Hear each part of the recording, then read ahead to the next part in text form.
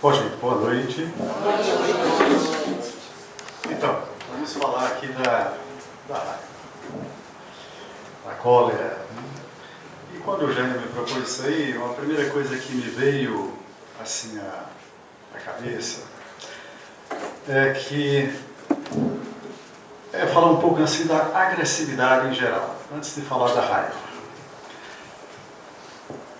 No geral, a gente pensa assim, a agressividade é algo ruim. Muita gente tem essa noção. Porque a gente já coloca imediatamente uma igualdade entre agressividade e violência. Mas a agressividade não é necessariamente violência. Então, embora essa confusão possa ser feita, a violência, ao meu ver, já é uma distorção da agressividade. Mas a agressividade, ela pode também ser entendida como uma afirmação, um movimento, uma pulsão de afirmação de si. Quando a gente nasce, então a gente recebe, se separa inicialmente da mãe, recebe, está numa atitude mais passiva, e pouco a pouco a gente vai afirmando a nossa identidade, a nossa separação. Ou seja, procurando se tornar um sujeito, uma pessoa que caminha, que deseja, que constrói na vida. Então, essa separação, essa afirmação de si, esse conquistar um lugar no mundo, ele requer um movimento agressivo. Agressivo em que sentido? Agressivo no sentido que eu preciso ocupar o meu lugar. Eu preciso aprender a dizer não. Eu preciso aprender a lutar pelo que eu quero. Eu preciso aprender a ocupar o espaço, a me manter de pé. Mesmo o bebê, quando começa a comer, ele precisa destruir a comida, precisa mastigar. Então, veja, há uma pulsão de vida no sentido de afirmação de si. Então, nesse ponto de vista, a agressividade, dessa forma pensada, para mim, é algo positivo e necessário. Positivo e necessário. Por quê? Porque imagina você, alguém sem coragem de dizer um não, sem condições de enfrentar uma situação, sem condições de enfrentar um desafio, sem tônus para se erguer e se colocar no mundo, para afirmar a sua opinião, para dizer do seu desejo, para falar de si. É uma coisa positiva? Não, não é. Porque nesse caso, então, a gente está renunciando a uma força que pode ser canalizada de forma construtiva. Então, para construir algo, seja construir esta reunião, seja construir uma relação, seja construir o que for, eu preciso de força.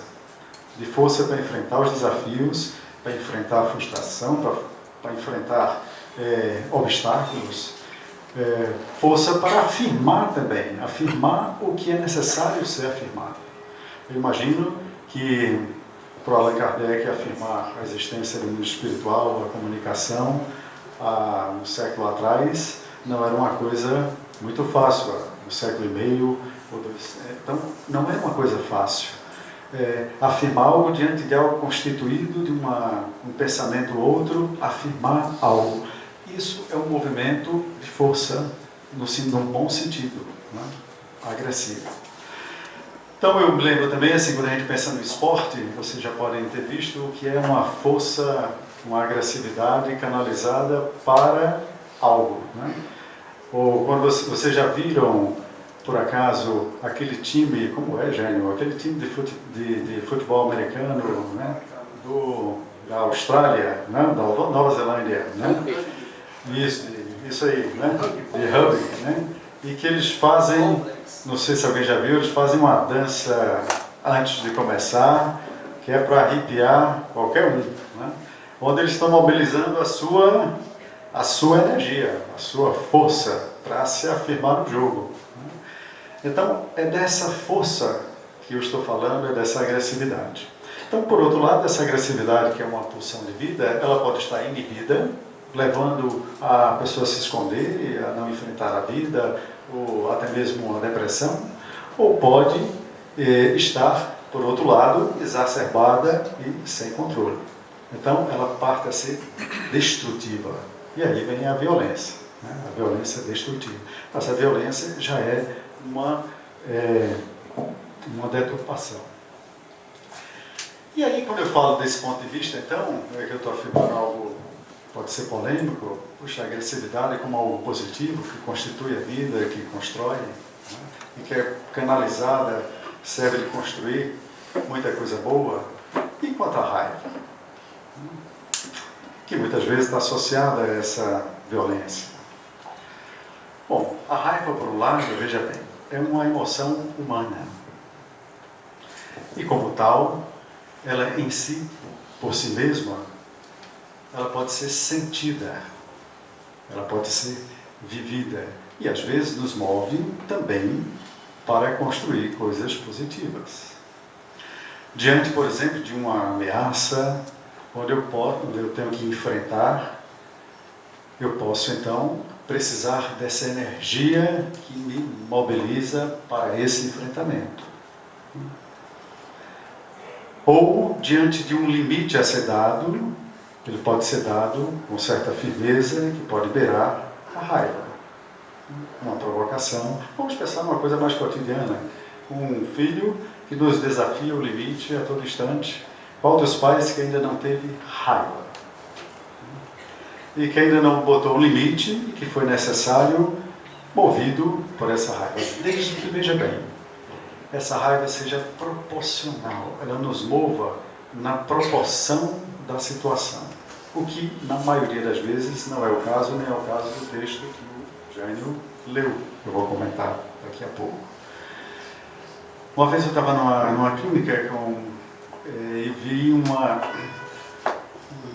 clínica que atende crianças e chega uma criança completamente sem limites. Então, mexe, vira, faz aquela confusão na sala de recepção, e eu estava lá observando. E a mãe fazia assim: fulano, deixa disso. Fulano, não faz. Fulano, vem cá. Com esse tônus, né? Imagina se ele reagia.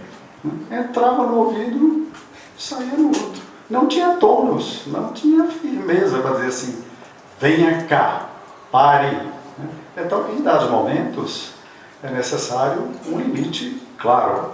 E esse limite não é uma falta de amor, pelo contrário. Porque a criança busca o seu limite para poder se situar no mundo. Então, eu estou dando alguns exemplos de que a raiva é humana e ela pode, né, e não precisa necessariamente ser culpabilizada. Eu senti raiva, sou uma criatura horrível. Não, você é humano. Você sentiu raiva, você é humano. Todos nós somos humanos, sentimos raivas em determinadas situações. Né?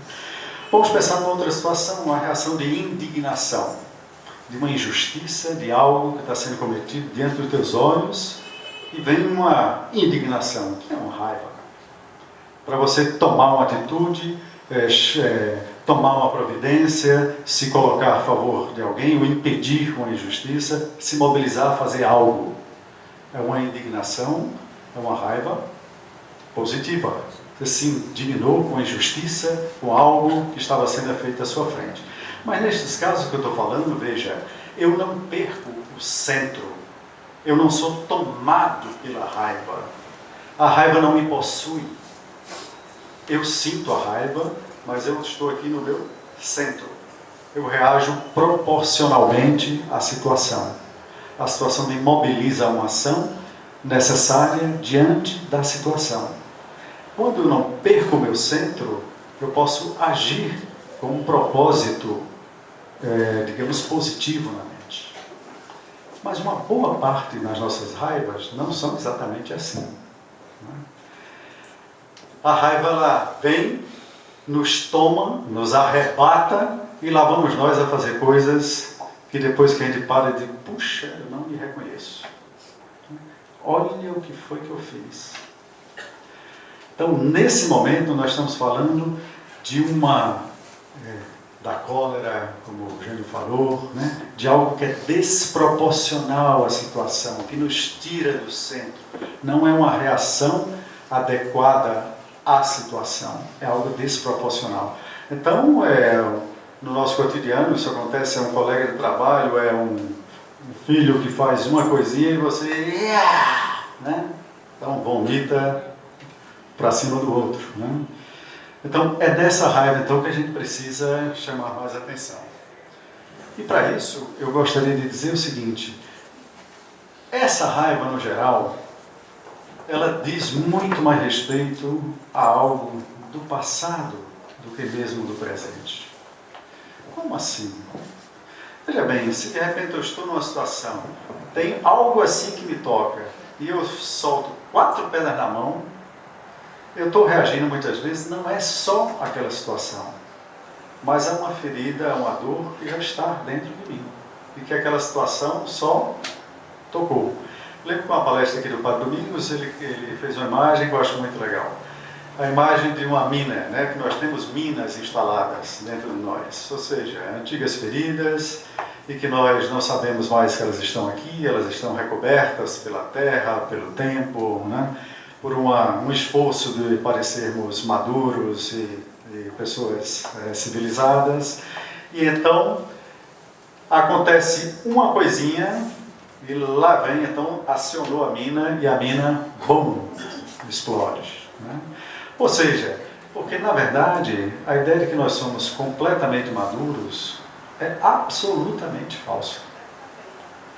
Dentro de nós existe uma consciência infantil. Quando eu digo infantil, não é só da criança. Infantil é não amadurecida. Quer dizer, o Tom estava falando aqui que o céu é um estado de consciência. E é mesmo. Assim como o inferno também, em outras situações. Então, um estado de consciência infantil é um estado de consciência na qual as coisas funcionam assim, ou tudo, ou nada. Ou 0, ou 100. Vocês já viram uma criança expressa isso com mais nitidez, porque ela já não tem muita máscara na história, né? Então, é tudo ou nada mesmo. Então, assim, o meu filho de 4 anos, ele chega e diz assim, o irmão chega com sorvete e ele diz, eu quero o meu sorvete também. Eu digo, mas você está acabando de chegar, vamos mais tarde? Não, eu quero agora, né? Agora não dá. Então foi para o inferno imediatamente. Imediatamente ele já viu a frustração e assim passou então do 0, né, do 100 para o 0 em 2 minutos. Viu, o sorvete era 100, não teve 0. O mais tarde, alguma nuance, isso é muito complicado, né? Então essa coisa do ou tudo ou nada, ou eu ou outro, é uma consciência dual e que nós todos temos, né? Eu gosto de citar esses exemplos que estão mais próximos, porque vocês talvez vão se reconhecendo nisso. O meu filho, diante de uma frustração, ele diz uma coisa assim que dá bem essa dimensão, né? Ele fala assim, isso aqui então, você não vai ter isso agora, você não vai assistir TV agora. Então eu vou chorar para sempre. Então é assim, entendeu? É o exagero, assim, é o tudo ou nada, né? E é isso mesmo que ele sente, né? Vou para sempre. Então, aquele momento é assim, não vai chegar isso aqui agora, está demorando muito, não vai chegar nunca. É assim, é tudo ou nada mesmo, né? Essa consciência, ela é expressa de forma mais aberta na criança, mas ela existe, em certo grau, em cada um de nós.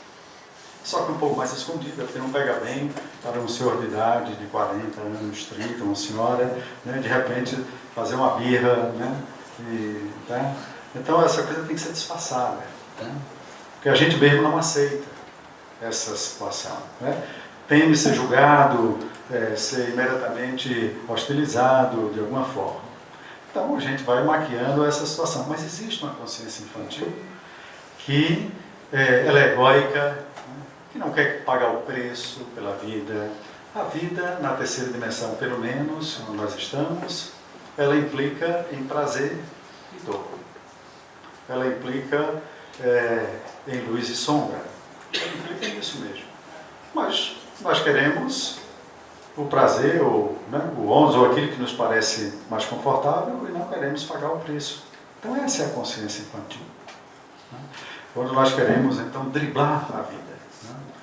Desse ponto de vista, veja bem, uma das coisas que nós não queremos pagar é atravessar a dor. E às vezes não conseguimos, porque de fato, nas nossas limitações infantis, nós achamos que podemos morrer se vivermos dores que todos nós vivemos. Ela é uma morte para nós. Então nós não queremos viver essa dor por inteiro. E o que é que a gente faz? A gente joga para debaixo do tapete e procura então disfarçar e fazer de conta, etc. e tal, e construir um eu idealizado que a gente possa ir seguindo na vida. Essas são as minas que o Padre Domingos fala. Então essa dor, ela não desapareceu porque eu joguei para debaixo do tapete. Não. Ela foi mascarada. E aí vem um acontecimento, uma provocação, uma coisa assim. Então assim, eu estou...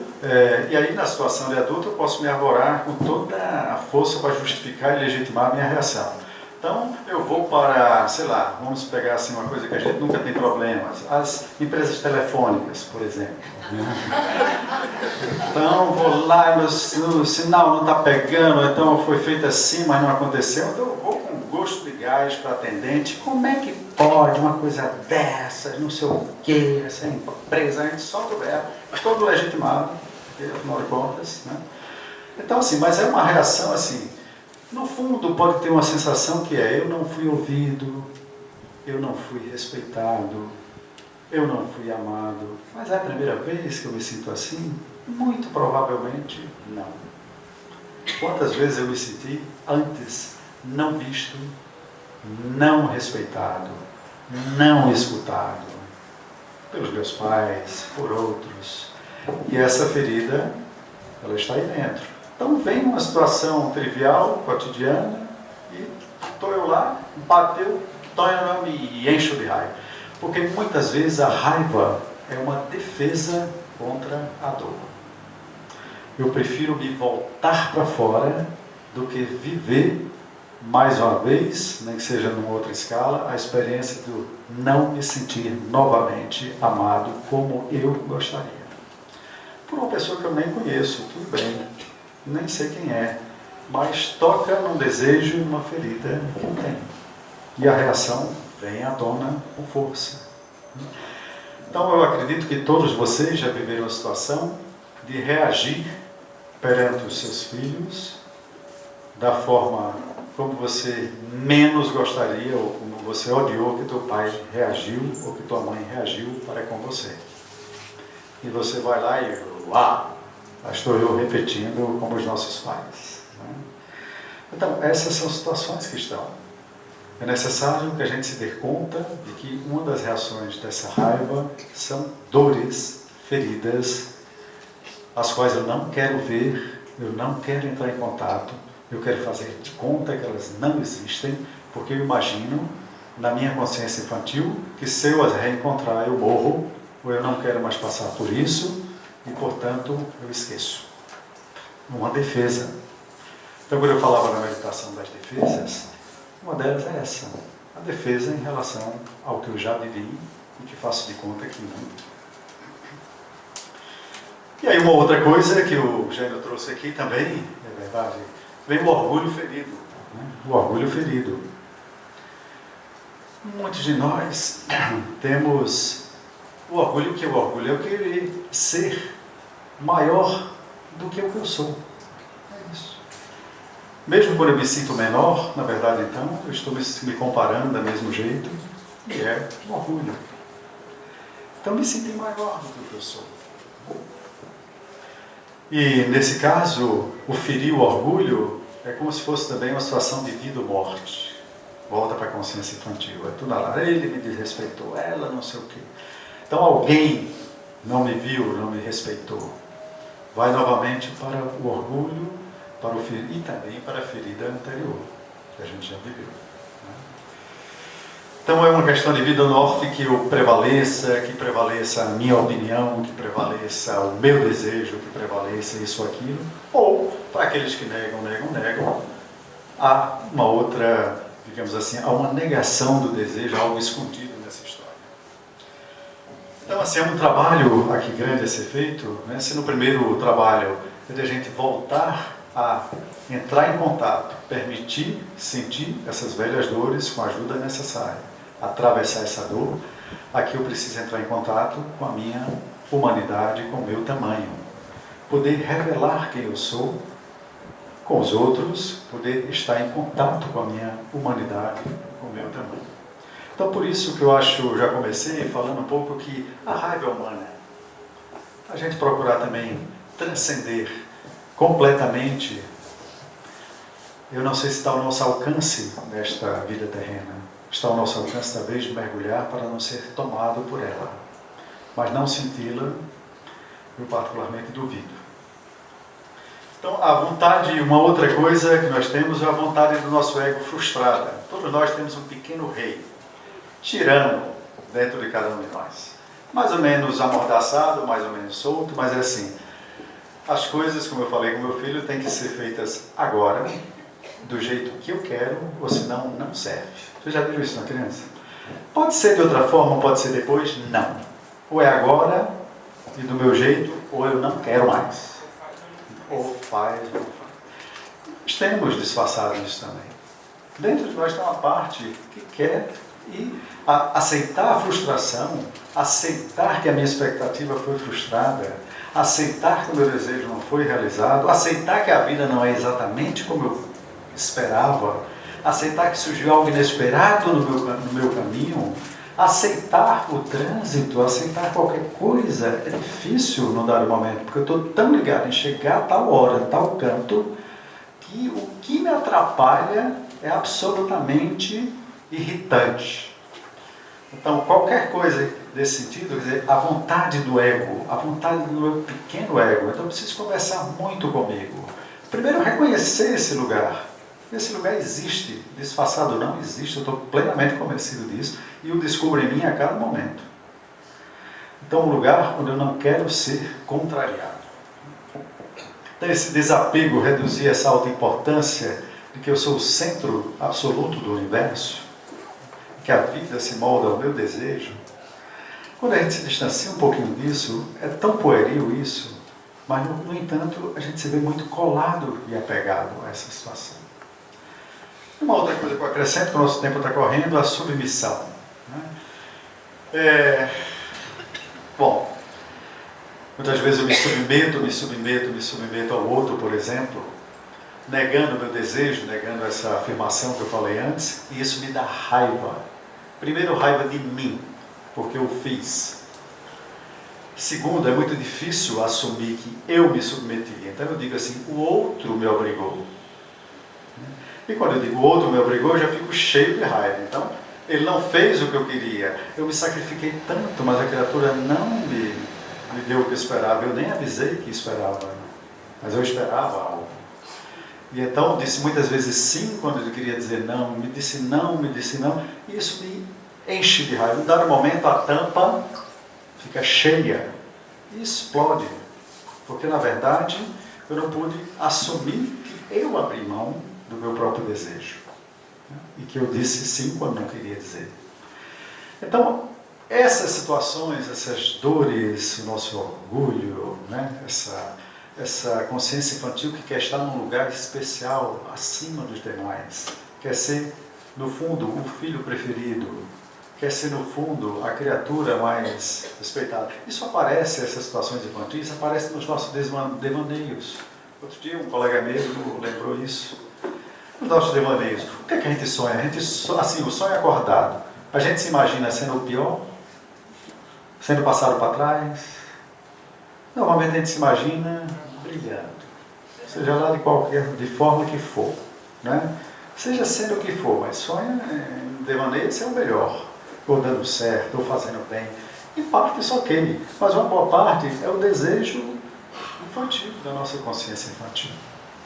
E que não se curva diante da vida. Se curva com muita dificuldade. Então, veja bem, quando eu me vejo tomado pela raiva, é claro que as consequências são terríveis. Eu vou dar o meu pior, são consequências ruins no meu corpo, no meu meu espírito, eu vou sintonizar com o que tem de pior em mim, com o que tem de pior ao redor. Às vezes são consequências irreversíveis, né, diante do que eu faço, porque a cada vez que eu sou tomado pela raiva, o que quer que eu faça, provavelmente não será bom. Porque eu vou ser tomado, perde a razão, não é algo que é assertivo em si, não. Nesse momento, o que fazer? Nesse momento, se você se lembrar, se você não for arrastado completamente, né, o que é que você pode fazer? Respire. Respire. Respirar. Conte até 20 antes de fazer qualquer coisa. Se for pouco, vá aumentando a conta até onde você puder. Se puder, se retire conscientemente. Porque se você ficar na situação, você vai dar o seu pior. Então, às vezes, uma retirada consciente é o melhor que você possa. Eu escolho, nesse momento, não dar o meu pior. Então, eu me retiro. Me retiro da situação, me afasto, até que eu possa voltar para o centro e reagir de uma forma adequada. Porque se a raiva me tomar, adiós. Né? Adiós. Então, bom, se nada disso funcionou, você pode depois pedir desculpas pela sua humanidade.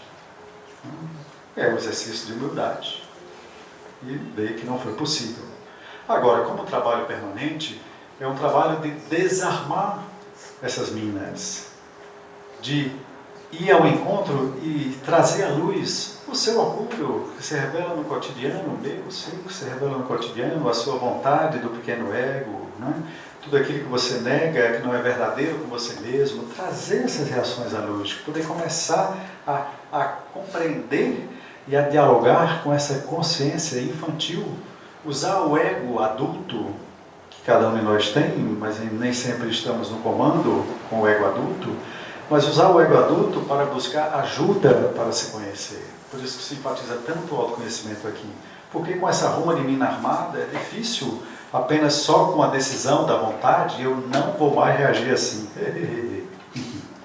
Na primeira situação, escreveu, não leu, tchau. Né? Já foi. Então, é fazer um trabalho consciente, o seu ego adulto, de levar a dizer o seguinte: olha, eu morro de medo de me defrontar comigo, mas eu preciso fazê-lo.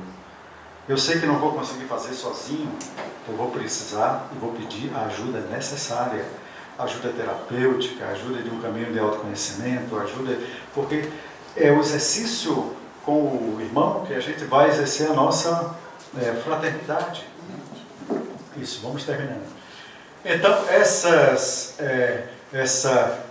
a tarefa que nós temos é de aceitar a nossa humanidade, olhar para ela. Vocês acham que porque eu faço a meditação aqui totalmente zen, eu não tenho uma raiva durante o dia? Tira o cavalinho da chuva, né? Porque eu tenho mesmo. Tá certo? Então, há uma dimensão humana em que eu e todos nós precisamos nos trabalhar. E precisamos bastante, porque há dores e aferizes que nós ainda não alcançamos. E precisamos dialogar com esse pequeno ego que quer ser o centro, que quer ser maior, que não abre mão e que não se curva com muita relutância à vida. Para poder sintonizar com o que a gente tem de melhor, com o nosso eu maior, com o nosso divino, e poder operar mais e mais a partir disso. Então eu vou terminar só dizendo o seguinte: o que é que também não adianta? Não adianta se chicotear. Ai, eu sou minha culpa, minha máxima culpa. Não adianta. Não adianta se julgar, se chicotear, se dizer, eu sou horrível porque fiz isso. Eu sou humano e estou reagindo de formas que não são adequadas, mas eu vou renovar o meu propósito. Aí tem que tomar as providências para poder fazer isso. Fazer promessas de mudança mágica também não adianta. Promessa de fim de ano: no próximo ano eu não terei raiva. Isso não adianta. Isso aí é a crença mágica de que isso vai ser resolvido de alguma forma, menos com a minha participação. Não é? Ou então jogar toda a responsabilidade para os santos. É demais, né? Para Deus, para não sei, vou orar e que os anjos e santos me transformem. Muito pouco. Pedir ajuda deles, muito necessário. É difícil fazer esse trabalho só, realmente. Impossível até. Mas precisamos dar o nosso passo, assumir a nossa responsabilidade, né? Então, jogar para debaixo do tapete, também a gente já viu aqui, não adianta, né? Assim como ser autoindulgente. Essa resignação assim passiva, eu sou assim mesmo, eu sou assim, sempre fui assim, é um complexo de Gabriela. Eu sou assim, fui assim, mas não necessariamente tenho que ser assim. Eu posso me transformar, desde que eu possa agir nesse sentido. Então, o meu convite, renovado aqui todas as vezes, é que a gente possa honrar, compreender a magnitude que é o trabalho de se conhecer, buscar ajuda para se transformar. Hoje, na nossa época, existe muita ajuda terapêutica disponível. Além da ajuda espiritual, existe a ajuda terrena terapêutica já encarnada, que pode nos ajudar, né? É preciso que a gente tome iniciativa nesse sentido, priorize o que é essencial. Muitas vezes a gente se divida mil esforços financeiros em coisas que não são tão essenciais. E esquece o essencial. Você está aqui para se transformar, em primeiro lugar. Então faça isso. E ao fazê-lo, você está ajudando a transformar todo o planeta. O seu entorno, mas todo o planeta. Então o convite é que possa aceitar a sua humanidade. Perceba quando você está sendo completamente desproporcional numa situação. E envie os esforços, quer dizer, possa se retirar no momento, possa se segurar para não dar o seu pior, mas o principal, trabalhe diligentemente enquanto você tem saúde, esforço para se conhecer e se transformar nesta encarnação o máximo que você puder. Esse é o convite que a gente faz para que a gente possa dar um salto e se conectar com o que tem de melhor e não com o que tem de pior dentro de nós. Tá? Um grande abraço.